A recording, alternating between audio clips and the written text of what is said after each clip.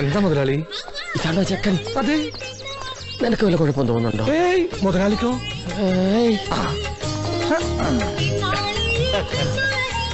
ഇത് ഫൽഗുനൻ തമ്പി, പെണ്ണിന്റെ ഫാദറാണ്. ഹായ്, ഞാൻ വീരഭദ്രൻ. അകത്തേക്ക് ഇരിക്കാം. Nice house, എനിക്കിഷ്ടമായി. വാവ്,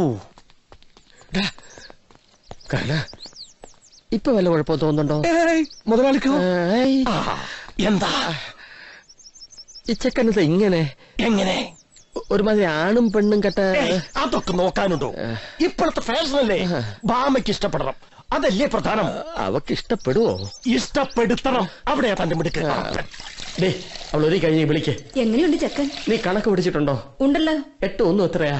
9. അത് തന്നെ. അയ്യേ, ഈ അയ്യേ ഞാൻ ഒരിക്കൽ പറഞ്ഞതാ. ഇപ്പൊ നീയും പറഞ്ഞു. നീ അവൾ എന്ത് പറയോ ആവോ?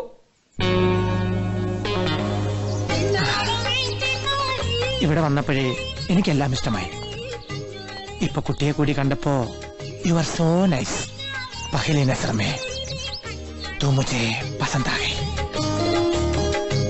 നാണമാണല്ലേ? നാണിക്കണ്ട, ഓപ്പണായിട്ട് സംസാരിച്ചോളൂ.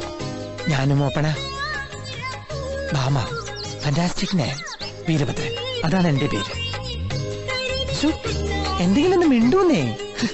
എന്ത് മിണ്ടാൻ? കല്യാണത്തെ കുറിച്ചൊന്നും ഞാൻ ചിന്തിച്ചിട്ടില്ല. അങ്ങനെ ചിന്തിച്ചാ തന്നെ. പറയടോ, നാണിക്കണ്ട, പറഞ്ഞോളൂ. ഇങ്ങനെയുള്ള ഒരാളല്ല എന്റെ മനസ്സിൽ. അശ്ശോ, എന്തൊക്കെയാ പറയണേ? പിന്നെ എങ്ങനെയുള്ള ആളാ? പറഞ്ഞോളൂ, മേക്ക് ഇറ്റ് ഫ്രാങ്ക്. ഓപ്പൺ ആയിട്ടാ ഞാൻ പറയുന്നത്. എനിക്ക് നിങ്ങളെ വിവാഹം കഴിക്കാൻ ഇഷ്ടമല്ല.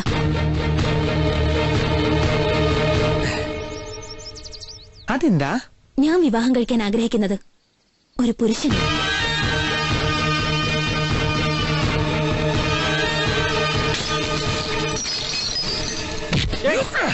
मैं हारूंगा नहीं, मुझे हराने का मौका कभी नहीं दूंगा.